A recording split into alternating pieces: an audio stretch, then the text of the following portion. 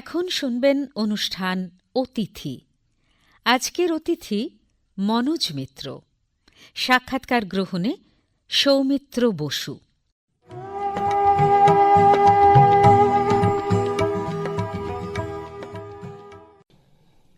আজকে যার সাক্ষাৎকার নেবার জন্যে আমি উপস্থিত হয়েছি, তার কি পরিচয় দেব সেইটা আমি বুঝতে পারছি না।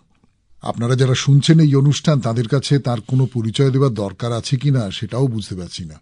তিনি মোটামুটিভাবে আমাদের নাট্য জগতের তো বটেই, তার বাইরে শিল্প সাহিত্য সংস্কৃতি জগতের একজন কিংবদন্তি মানুষ, এবং এই মানুষটির মুখোমুখি হয়েছি আকাশবাণীর স্টুডিওতে। তার নাম মনোজ মিত্র।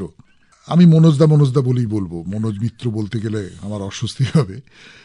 যে কারণে তিনি কিংবদন্তি প্রায়, তার একটা কারণ হচ্ছে যে মনোজ মিত্র একই সঙ্গে নাটককার, একই সঙ্গে নির্দেশক, একই সঙ্গে অভিনেতা, একই সঙ্গে গদ্য লেখক, নানান ধরনের গদ্য লিখেছেন তিনি, ফিল্মের অভিনেতা, এরকম অজস্র পরিচয় আছে তার। সংগঠক, নাট্য দলের সংগঠক। আচ্ছা মনোজদা, এই জায়গা থেকেই যদি আমি প্রথম প্রশ্নটা করি, যে আপনার প্রধান তিনটে যে পরিচয়, যে নাটককার, নির্দেশক এবং অভিনেতা, কোন পরিচয়টা আপনার সবচেয়ে পছন্দ এবং কেন? তিনটেই প্রায় অপছন্দের জায়গায় চলে এসছে। সে কি, এটা বললে কি করে হবে? এখন তো লেখা এবং অভিনয় করা কমে যাচ্ছে অনেক, সেই জন্য গুটিয়ে আনাই ভালো। আচ্ছা বেশ, এখন না হয় আপনি সবকিছুর থেকে আলাদা হয়ে যেতে চাইছেন, কিন্তু কম বয়সে যখন আপনি পুরোদস্তুর লিখছেন, অজস্র লিখতেন, প্রায় আমরা বলতাম যে এইরকম ধারাবাহিকভাবে লিখে যাওয়া আর কোনো নাটককার এরকম করে লেখেন না। আপনার প্রথম পছন্দের কোনটা? অভিনয় করার। আচ্ছা, অভিনেতা হিসেবেই যদি আপনাকে ধরি প্রথমে, আপনি অনেকগুলো ক্ষেত্রে অভিনয় করেন। মানে আপনি তো মঞ্চে করেছেন, ফিল্মে করেছেন।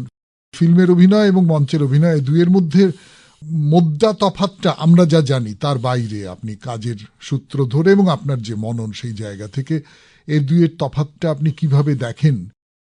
মঞ্চটা আমরা ছেলেবেলা থেকেই দেখে এসেছি, তো মঞ্চটা কি হবে, মঞ্চের অভিনয় দেখেছি এত, যে শৈশবেই দেখেছি এত, যে মঞ্চে কীরকম ভাবে কথা বলা হবে, কীরকম কথা বললে লোকের কাছে পৌঁছে যায়, কি আওয়াজে, মানে কতখানি উচ্চতায় গেলে সব লোকের কাছে ধরা পড়ে। এখন এই সব ব্যাপারগুলো নিয়ে তখন একটা অনুসন্ধিৎসা ছিল, কিন্তু এরকম কোনো ব্যাপার তো ফিল্মের ক্ষেত্রে নেই। ফিল্মের এরকম কোনো একটা বাঁধা ধরার নিয়মও নেই, এবং বলতেই পারবো না যে কথাটা পৌঁছবে কি পৌঁছবে না। এ সবটাই নির্ভর করছে অন্য লোকের মেকানিজমের উপরে।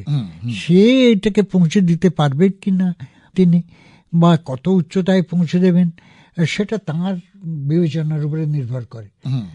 দর্শকও কিছু বুঝতে পারবে না সেটা। তপনবাবুর সাথে যখন করেছিলাম, তখন তপনবাবু বলতেন আপনার যেটা ভালো লাগবে সেটা করুন আপনি, তারপরে আমি রাখবো কি রাখবো না সেটা আমি দেখবো। আচ্ছা, আপনি আগে থেকে ওসব করবেন না, আপনার যেটা ভালো লাগবে, যখন যেটা ভালো লাগবে সেটা করুন। তপনবাবু এরকম ভাবে বলতেন। আচ্ছা, আপনার প্রথম ফিল্মে অভিনয় কি? ওই মানে বাঞ্ছারামের বাগান। হ্যাঁ, আর এটা করে একটা সর্বনাশ হয়েছে আর কি, যে সাজানো বাগান নামটা লোকে ভুলে গেছে, এখন সবাই বাঞ্ছারামের বাগান। হ্যাঁ, আমাদের দলের ছেলেরাও ভুলে গেছে ওটা বাঞ্ছারামের নাটক, এরকম ভাবে বলে সব। একেবারে প্রথম নাটকে অভিনয় করতে গিয়ে তপনবাবু আপনাকে ওই স্বাধীনতা দিচ্ছেন, কিন্তু ধরুন ফিল্মের অভিনয় অনেক নামিয়ে করতে হয়, অনেক কথা বলার মতন করে আচার আচরণ করতে হয়। মঞ্চের সেসব ব্যাপার নিয়ে একদিন কথা হয়েছিল। আচ্ছা, তো সেসব ব্যাপার নিয়ে আমি ওকে বলেওছিলাম যে এরকম ভাবে করলে ভালো হতে পারে।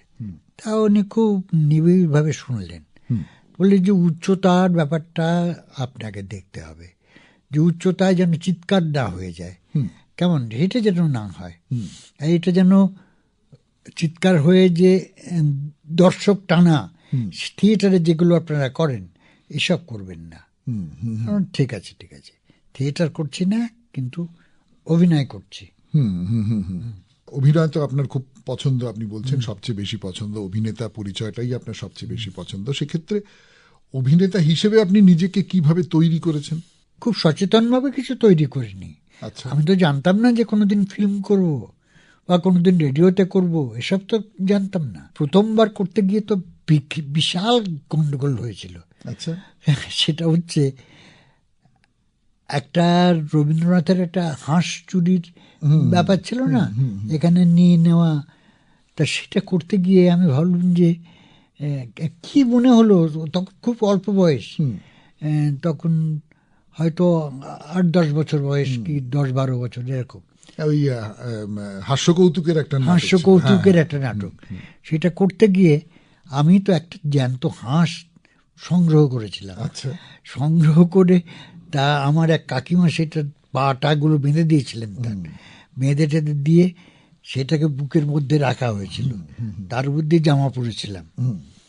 চরিত্র একটা আছে না বাবা আমার, সে এসে ওটা টিপে ধরবে, প্যাঁক প্যাঁক করে উঠবে।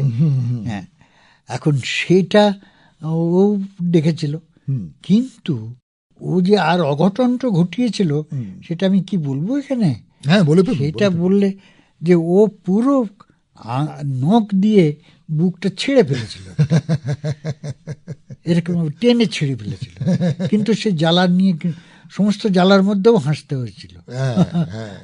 অভিনেতার এই মুশকিল, সমস্ত জ্বালার মধ্যেও হাসতে হয়েছিল। কিন্তু এইরকম একটা মানে দুর্বিপাক যাকে বলে, যে হাঁস পেটের মধ্যে নিয়ে, সেটা যখন পরে শো শেষ হয়ে গেলে খুললাম, রক্ত ঝরঝর করে পড়ছে, আর লোকজন সবাই মাথায় চাপড়াচ্ছে, বলে এটা দেখলাম। কথার সূত্র ধরে একটা কৌতূহল হচ্ছে, এই যে কিনুকাহারের থিয়েটারে ছিল না যে রাজহাঁস ওর পেট ফুটো করে দিয়েছে, সেটা কি ওই কম বয়সের স্মৃতির জ্বালা থেকে? আপনি নিজেকে কখনো তৈরি করেননি ওরকম করে? এটা কি বিশ্বাসযোগ্য? না, খুব নিজেকে সচেতনভাবে কিছু তৈরি করিনি। তবে এই সব অভিজ্ঞতাগুলো বা এই যে কি হয়, কি হতে পারে, আর সেগুলো বুঝেই আমি করেছি। আপনি বেশিরভাগ ক্ষেত্রেই মঞ্চে যে নাটক করেছেন আপনার নিজের লেখা নাটক। যখন নাটক লিখতে লিখতে হয়তো ঠিক করে নিয়েছেন যে এই চরিত্রটা আমি করব, সেটা একটা কোনটা আস্তে বলবো, কোনটা জোরে বলবো, সবই ঠিক করা আছে, এবং চরিত্রটার সঙ্গে আপনার ঘর গেরস্তালি একদম গোড়া থেকে। ফিল্মে এরকম অন্যের লেখা সংলাপ বলতে অসুবিধে হয় না? না, সেটা হয় না এই কারণে যে ওই লেখা, নিজের লেখাগুলো যেমনভাবে পড়েছি, যে চিন্তা ভাবনা থেকে করেছি এবং যতখানি নিজেকে তার মধ্যে দিয়ে করেছি, সেটুকু দিয়ে আমি তো অন্যের লেখা নাটকও করেছি তো। না, কিন্তু ধরুন অন্যের লেখা সংলাপ, সেই সংলাপের যে ধরন ধারণ ধাঁচা, অনেক সময় সেই সংলাপ তো স্বভাবতই মনোজ মিত্রর যে সংলাপ তার তুলনায় দুর্বল, সেইগুলো করতে কোথাও কোনো অসুবিধা হয় না? বা না, সেটা অসুবিধা হয় না। রাগ হয় না? খারাপ সংলাপ, খারাপ সংলাপ হলে তো গোড়া থেকে পুড়ে সেটা তখনই সেটা কারেকশন করে নেওয়া হয়। আর পরিচালকরাও তাই বলতেন যে অপছন্দ হলে সঙ্গে সঙ্গে থেমে আপনি ওটা কারেকশন করে নিয়ে আবার বলবেন। আচ্ছা, ৬-এর দশকে আপনি মৃত্যুর চোখে জল বা পাখি লিখছেন, সেই সময় মোহিত চট্টোপাধ্যায় লিখছেন, বাদল সরকার লিখছেন, বিজন ভট্টাচার্য লিখছেন, সৌম্য মিত্র লিখছেন, উৎপলবাবু লিখছেন। এদের মধ্যে দুটো ব্যাপার কাজ করছে। একটা হচ্ছে নাটকের গল্পকে, নাটকের যে মূল স্ট্রাকচার সেইটাকে ভাঙচুর করে অন্য রকমের চেহারা তৈরি করা, এবং রাজনীতি এবং ইত্যাদি ইত্যাদি। আপনি একদম সেদিকে গেলেনই না, এইটা আমার খুব আশ্চর্য লাগে। মানে কম বয়সে একটা ছেলে কলেজে পড়ে, ওই সময়কার উত্তাল রাজনীতির মধ্যে বসে সে মৃত্যুর চোখে জল লিখছে বা পাখি লিখছে। ধরুন আমি যদি বলি মৃত্যুর চোখে জল, এটা আপনি লিখলেন কেন? আপনার কি মনে হলো যাতে করে আপনার? এটা আমি একজন মানুষকে দেখে দেখেছিলাম। আচ্ছা, আমার ঠাকুরদা তিনি কেমন, আমি শুনেছি যে তাঁর যখন অসুখ হয়েছিল, তার আগে তিনি সুস্থ সবল লোক ছিলেন, আমার জন্মের সময় হয়েছিল, ফলে উনি মারা হয়েছিলেন আমার 25 বছর বয়স তখন। আচ্ছা, তো আমার জন্মের মুহূর্তে উনি অসুস্থ হয়েছিলেন, কারণ এই অসুখটা উনি 25 বছর ধরে টেনেছিলেন। আমি ওই মানুষটির ভালো লাগা মন্দ লাগা এগুলো আমি দেখতাম, এবং সেগুলো খুব প্যাথেটিক আর কি। যে কোনো হয়তো কারোর কাছে কিছু চাইলেন, সে হয়তো ঠিক দিল না, আনলো না, অনেক সময় চলে যাচ্ছে, তা আমি হয়তো এনে দিলাম সেটা। তো এগুলো আমি করতাম, এবং আমার মনে হতো যে এই মানুষটাকে কীরকম একটা মধ্যবিত্ত সমাজে এগুলো খুব হয়, এই বৃদ্ধকে অবহেলা করা, হ্যাঁ, এগুলো খুব স্বাভাবিক একেবারে, একেবারেই কোনো নিন্দার কথা বলা নয়। কারোর সময় নেই, সময় নেই, আর বারবার এরকম বললেও রাগ হয়ে যাচ্ছে লোকের। তো ফলে আমি কিন্তু I use to sympathize with that old man, এবং তখন আমার কিরকম চোখে জল আসতো যে এই কষ্টটা তো পাচ্ছেন, যে একটা সামান্য কাজটা বললো জলটা দিতে, তার জলটা না দিয়ে চলে গেল। তো এইগুলো খুব বেদনাদায়ক ব্যাপার। আর বৃদ্ধ মানুষের এটা দেখা, হ্যাঁ, এবং অসহায়ভাবে তিনি শুয়ে আছেন, তিনি উঠতে পারতেন না, সেটা আমার সবসময় খুব করতো না। কিন্তু মনোজদা, গল্পটা যদি এইখানে শেষ হতো তাহলে এটা আর 5টা গল্পের থেকে ঠিক আছে, বৃদ্ধ মানুষ তার অসহায়ত্ব নিয়ে তো এরকম নাটক হয়, কিন্তু যেটা দাঁড়ালো আপনার নাটকের শেষে সেটা হচ্ছে যে একজন বৃদ্ধ মানুষ, তার হয়তো পৃথিবী থেকে চলে যাওয়ার বয়সী হয়ে গেছে, তিনি প্রাণপণে ওই সেই কাঁপা কাঁপা হাত দিয়ে পৃথিবীকে আঁকড়ে ধরে রাখবার চেষ্টা করছেন, আমি কিছুতেই যাব না। এই যে একটা অসম্ভব, মানে সেটা লোকটা প্রায় ভিলেন হয়ে যায় আমাদের চোখে আর কি শেষের দিকে। অথচ লোকটা সেরকমই আমার মনে হয়েছিল, যে উনি যেতেও চান না, এই পৃথিবীকে আঁকড়েই ধরতেই চান, কেমন, কিন্তু লোকে ঠিক আর ওকে যে বহন করতে চায় না, এটাও একটা ঘটনা, যে কিরকম তার মনে হয় লোকের যে একটা ভার হয়ে রয়েছে কাঁধের উপর। ওই বাচ্চাটার অসুখ করেছে এবং এই বৃদ্ধ সেইটাকে সরিয়ে রেখে বেঁচে থাকবার জন্য চেষ্টা করছেন। না, ওটাকে সরিয়ে রেখে বৃদ্ধ সেটা ভাবছেনই না, আর সরিয়ে রেখে করার কথা না, মানে স্বার্থপরতা একটা ধরনের মনে হয় আর কি, মনে হয় বাইরে থেকে তাই মনে হয় যে বৃদ্ধ মানুষটি খুব স্বার্থপর, নিজের সুখের জন্য তিনি ওই বাচ্চাটার মৃত্যু চাইছেন। নট দ্যাট যে তিনি কি মৃত্যু চেয়েছেন তাও নয়, আর আমি সেটা ভেবে অভিনয় করেছি তাও নয়, সে আমি বলছি যে ওর সঙ্গে আমাকে বাঁচাও, এই তার কথাটা, বাচ্চাটার সঙ্গে আমাকেও বাঁচাও, বাচ্চাটাকেও দেখো আমাকেও দেখো, আমাকেও তুচ্ছ তাচ্ছিল্য করো না, কেমন। আমার পরিবার সম্পর্কে কথা বলার আমার ধৃষ্টতা নেই, যে তারাও তাও করতেনও না, কিন্তু মনে করতেন যে লোকে আমাকে যাই কিছু বলুক, আমি যা বলছি এটা সত্যি কথাই বলছি, মানে উনি যে বাঁচতে চাইছেন এটা সত্যি কথাই, নট দ্যাট যে আমি ওষুধটা খাবো শুধু খাওয়ার জন্য খাবো, তা তো নয়, আমি বাঁচার জন্যই খাবো, বেঁচে থাকার একটা অসম্ভব স্প্রিয়া ছিল। এইটা আপনি বলছেন মনোজদা, এর পরের যে নাটক, সেই নাটকটার সঙ্গে আমার নিজের অনেকগুলো স্মৃতি জড়িত হয়ে আছে, যেহেতু পাখি নাটকে আমি নীতিশের চরিত্রে অভিনয় করেছিলাম, সেইটা আমার প্রথম বহুরূপীর মতন একটা দলে বড় চরিত্রে অভিনয়, ইত্যাদি ইত্যাদি ইত্যাদি। তো মৃত্যুর চোখে জলে একজন মানুষের পাগলের মতো বেঁচে থাকার ইচ্ছে, পাখিতেও কিন্তু একজন, সে আপনি যদি বলেন সাংসারিক ন্যায়নীতি, সেই সাংসারিক ন্যায়নীতি তোয়াক্কা না করে সে বেঁচে থাকতে চায়, এবং তার জন্য সে তার বৃদ্ধা মা, সে অসুস্থ, সে গ্রামে টাকার জন্য চিঠি পাঠায়, পাত্তা দেয় না, এই করে না সেই করে না। এবং সেখান থেকে যদি আমি আপনার অনেকগুলো নাটক ধরি, তার মধ্যে নিশ্চয়ই সাজানো বাগানো আছে, বেঁচে থাকার একটা উদগ্র আগ্রহ। এটা আপনি কোনো রাজনীতির মোড়ক দেননি, কিচ্ছু করেননি, কিন্তু এটা কোথাও একটা রাজনীতির মানে তৈরি করে হয়তো, যে মানুষের ভেতরে একটা বেঁচে থাকার আগ্রহ আছে, এবং তার জন্যই সমস্ত কিছু। আপনার ভেতরে এই যে ধ্রুব ভাবনাটা, এই ধ্রুব ভাবনাটা কিভাবে এলো? না, দর্শন পড়ার জন্য নয়, হয়তো দর্শন পড়াটা হয়তো আমাকে এসব দিকে গেছে আমার হয়তো সেই জন্যে, কিন্তু এটা তো ঘটনা যে আমাদের চোখের সামনে এসব মানুষকে আমরা বৃদ্ধ হতে দেখি, আমরা মানে মৃত্যুর দিকে এগিয়ে যেতে দেখি, এবং অবধারিতভাবে তারা এগিয়ে যায়, তাদের চোখে যে বেঁচে থাকার টানটা থাকে না, তা সেই জায়গাটাকে আমি শুনতে চেয়েছি, যে মানুষ তো বাঁচতেও চায়, নিশ্চয়ই, এবং সেটা নীতিশও বাঁচতে চায়, নীতিশও ওই রকম করেই পাগলের মতো বাঁচতে চায়, সবটা উড়িয়ে পুড়িয়ে দিয়ে বাঁচতে চায় আর কি। হ্যাঁ, এইটা খুব অদ্ভুত লাগে আমার। তো এবার একটা অন্য প্রশ্ন করি, একেবারেই ব্যক্তিগত স্তরের প্রশ্ন আর কি, একজন শিল্পীর ব্যক্তিগত স্তরের প্রশ্ন। সেটা হচ্ছে একটা নাটক মাথায় আসে কি করে? এবং আপনি খানিকটা ইতিহাসের দিকে চলে যাচ্ছেন, পুরাণের দিকে চলে যাচ্ছেন সমকাল ছেড়ে, আপনি রামায়ণের গল্পকে অন্যরকম করে সাজিয়ে নাটক লিখেছেন, আপনি মহাভারতকে অন্যরকম করে সাজিয়ে গল্প লিখেছেন, সমকাল থেকে আপনি কি খানিকটা সরে গিয়ে একটা চিরায়ত জায়গাকে ধরবার চেষ্টা করছেন আপনার নাটকের মধ্যে?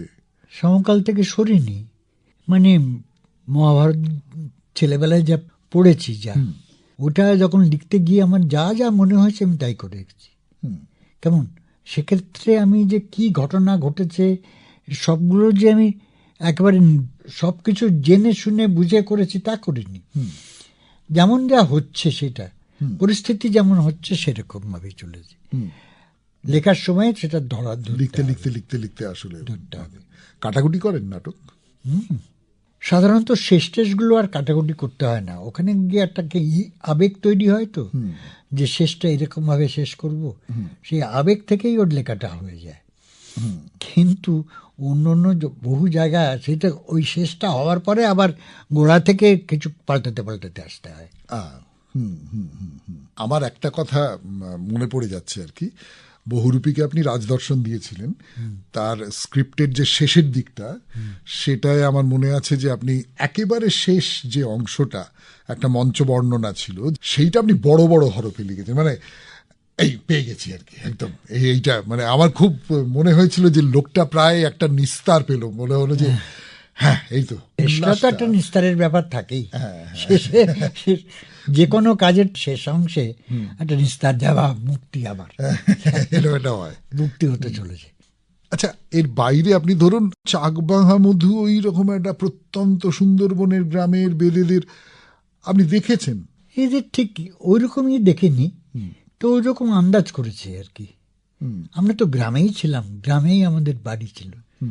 কেমন তো সেই গ্রামটা ওরকম প্রত্যন্ত গ্রাম নয়, সেটা মোটামুটি একটা মানে শহরের গা লাগোয়া গ্রাম, ফলে তার একটা সৌন্দর্য, সাধারণ মানুষের ব্যবহারগুলো ঠিকঠাক ছিল। তো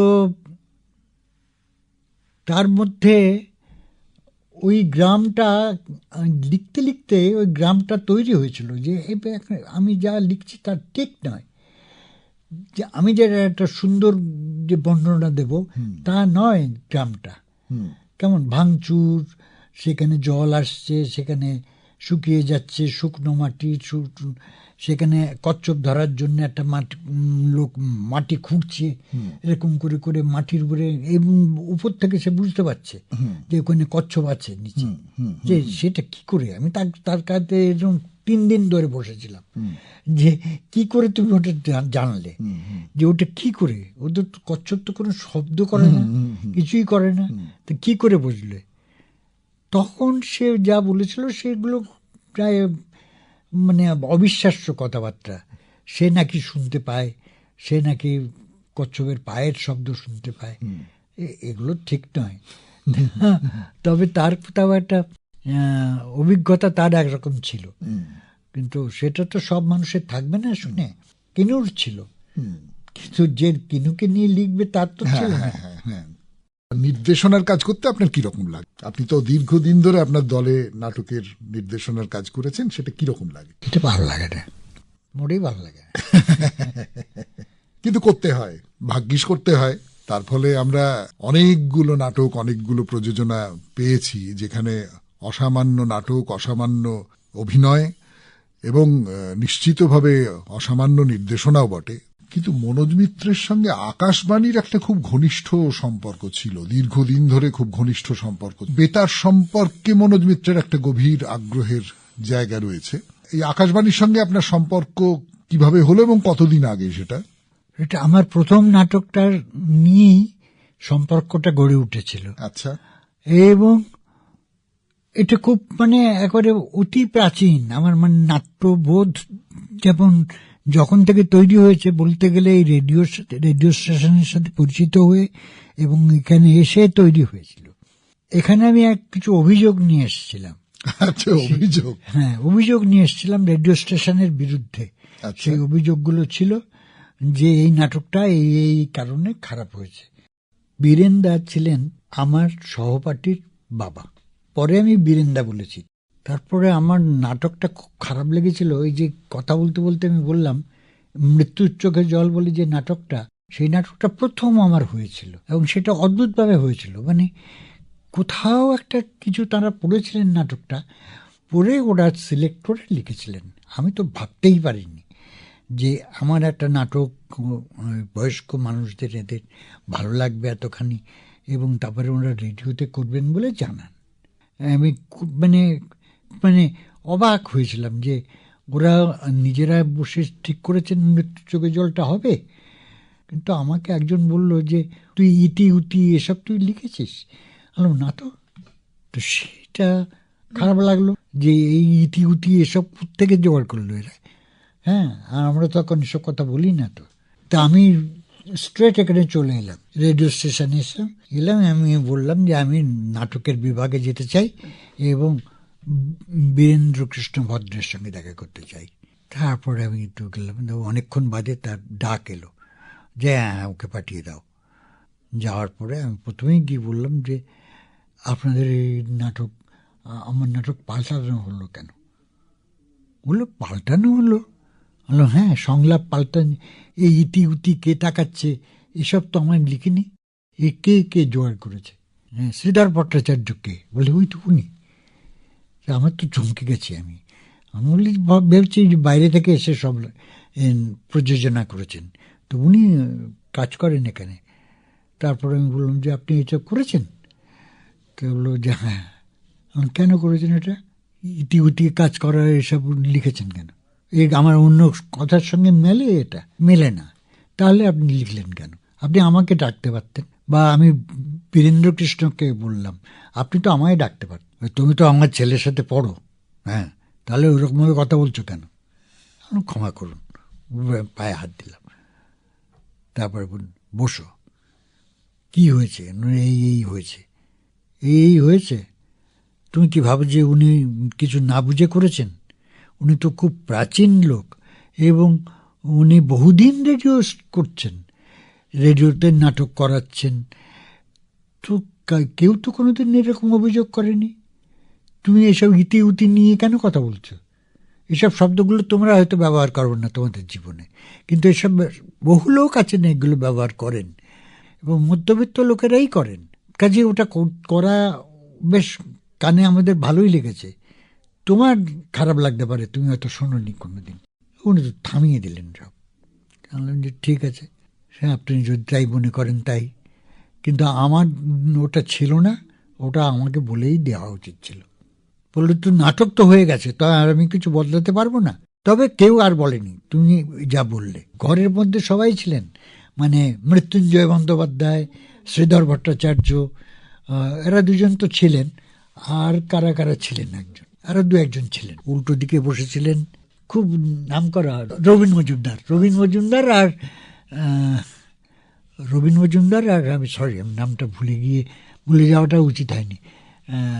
আর একজন ছিলেন ওর সঙ্গে তখন অভিনয় করতেন, তিনি ছিলেন। তো যাই হোক, আমি নামটা মনে করতে পারছি না। তো ওরা দুজন ছিলেন, ওরা উল্টো দিকে বসে সব করছিলেন। তাহলে ওই তো রবীন মজুমদার আছে, জিজ্ঞেস করে দেখো তো রেডিওতে আমরা কাটাকাটি করি কেন? বললাম না, কাটাকাটি আপনারা করেন কিনা তা আমার জিজ্ঞেস করবে কেন? আমি তো দেখেই এলাম কাটাকাটি করেন, এবং সেটা করা উচিত না। এরকম করে একটা বই পারলেন যে এটা তুমি 10 দিন বাদে নিয়ে আসবে, তোমার নাটকটা এটার থেকে নাটক করে একটা নিয়ে আসবে, রেডিওতে হবে ওটা, কেমন 10 দিন পরেই হবে, 10 দিনের মধ্যে করবে, করে দিয়ে যাবে। এটা মনে আছে সন্তোষ ঘোষ মশাইয়ের লেখা। তারপরে সে আমি নাটকটা লিখলাম, বাড়িতে গিয়ে লিখলাম, 10 দিনের মধ্যেই লিখলাম। বীরেন্দা বললেন যে শোনো, তুমি এই আজকে যেমন এসছো, এই নাটকটা যেদিন হবে সেদিন আসবে, পাশের ঘরে বসে শুনবে কি রেকর্ডিং হচ্ছে, কিভাবে হচ্ছে, শুনবে, শুনে বুঝবে, তাদের কথাবার্তা বলা দেখেই বুঝবে তারা কি সংলাপ বলছে। এরমভাবে এই জায়গায় ওই এখানে বসলে যাওয়া হয়। ঠিক আছে, আসবো। এসব বলে চলে যখন আসছি, এই ওকে বাণী কুমারের কাছে নিয়ে যাও তো। তারপরে আমাকে নিয়ে বাণী কুমারের কাছে গেছেন। আমি তো চিনতাম না বাণী কুমারের, তখন কিছুই জানতাম না। আমি গিয়ে দেখি এক ভদ্রলোক এরকমভাবে নিচু হয়ে বসে ওই কর্নারের ঘরটায়, ওখান থেকে ওই হাইকোর্টটা দেখা যায়। গেছি বাণী কুমারের, তিনি বললেন যে তুমি নাটক লিখেছো, সেই নাটকটা তো হয়েছে, এটা আমাকে বীরেনবাবু এক্ষুনি খবর দিল, তুমি এখানে আসছো, বসো। উনি বললেন যে দেখো, রেডিওটা না বুঝে লোকে নাটক লেখে, পরিষ্কার করে বুঝে নাও যে কি চায় এবং কতখানি চায়। তুমি কেবলমাত্র বাস্তব লিখবে তাহলেও হয় না, কেমন? তা সেগুলো বুঝে সুঝে লিখবে। তো নাটক এসছে আমার, আমাকে এক দিনের মধ্যে আজকে পড়তে হবে, পড়ে বাড়ি যাব। এর মধ্যে কি সিলেক্ট করব না করব সেটা তো আমি কি করে বলবো এখন, এবং কত কথা পাল্টাতে হয়। কেমন? আমাকে বললেন যে তোমার এই খুব অসুবিধে লেগেছে না, ইতি উতি চাইছো কেন, এই শব্দটা তোমার খুব অসুবিধে লেগেছে, ওটা আমি দিয়েছি। আপনি দিলেও ভুল দিয়েছেন, এটা কোনো ভদ্রলোক বলে বাড়ির মধ্যে? বলেছি, ঠিক আছে বসো, তুমি মাথা ঠান্ডা করো, তাহলে বলি যে এগুলো বলতে হয়, এগুলো দিতে হয়, প্রচুর জিনিস আছে, প্রচুর ঘটনা আছে যেগুলো বলতে গেলে এইসব শব্দ ছাড়া বলা যাবে না। এইসব বলে মানিক কুমার বললেন যে দেখো, এই লোকটা লিখেছে কি, যে লাল উলের সোয়েটার বুনতে বুনতে সুলতা ঘরে ঢুকিল। সুলতা, লাল উল কি নীল উল কে দেখতে পাচ্ছে? লালুল বললেই লালুল, বুঝলে, উলের এটা বললেই তো হয়। এইসব অনেক কথা অনেকক্ষণ ধরে বললেন এবং বললেন যে বীরেনবাবু যা বলছেন সেই একই কথা আমি বলছি, যে রেডিওতে লিখতে গেলে লোকে কি চায়, কি চাইছে সেটা বুঝে নিতে হবে। তুমি চেনো থিয়েটারের দর্শকদের, ফিল্মের দর্শকদের, কিন্তু রেডিও শ্রোতাদের কথা কখনো ভেবেছ? এগুলো তোমাকে বুঝতে হবে। এখানে গভীর বন্ধুত্ব তৈরি হয়েছিল রেডিও স্টেশনে বীরেন্দ্রকৃষ্ণ ভদ্র এবং বাণী কুমার, অনেক ব্যাপার ওরা শিখিয়েছিলেন। আপনি তারপরে রেডিওতে নাটক দিয়েছেন? হ্যাঁ, দিয়েছি। রেডিও স্ক্রিপ্ট বই দিয়েছে আমার কাছে, করেছি, নাটক করে দিয়েছি। আরো অনেক কথা মনোজদাকে জিজ্ঞেস করা হলো না, যেমন হলো না ফিল্ম নিয়ে, ফিল্মের অভিনয় নিয়ে খানিকটা তিনি বলেছেন। তার বাইরে তিনি কিন্তু খুব সরস এবং খুব জ্ঞানগর্ভ যাকে বলে সেই রকম বেশ কিছু প্রবন্ধ লিখেছেন, সেইগুলোও খুব জরুরি কাজ। এরকম অনেকটা, একজন মানুষকে, মনোজ মিত্রের মতন মানুষকে কি আর একটা এরকম ছোট বৃত্তের মধ্যে ধরতে পারা যায়? কিন্তু ওই একটা বৈষ্ণব জীবনী গ্রন্থের শেষে আছে যে আমি অতি ক্ষুদ্র জীব পক্ষী রাঙ্গা টুনি, সে জইছে তৃষ্ণায় পিয়ে সমুদ্রের পানি, সেই মতো আমি তার লীলা একটুখানি নিলুম, তাতেই বোঝো যে লীলার বিস্তার। তো মনোজ মিত্রের লীলার বিস্তার কতটা, তার একটা খুব সামান্য আভাস আমরা পেলাম, কিন্তু সেই আভাসটুকুর মধ্যেই মনোজ মিত্রের অনেকখানি থেকে গেল। এই সাক্ষাৎকার এখানেই শেষ করছি। মনোজদা, আপনাকে প্রণাম এবং অনেক শুভেচ্ছা, ভালো লাগা। তোমাকে আমার ভালো লাগে, তুমি জানো সেটা, যে তোমাকে আমি খুব পছন্দ করি। মানে আমার সমসাময়িক আর কোনো মানুষকে আমি এতখানি ভালোবাসি না। তাহলে আজকের মতো শেষ করি। নমস্কার।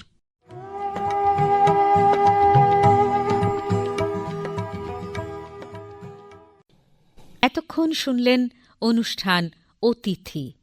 আজকের অতিথি ছিলেন মনোজ মিত্র।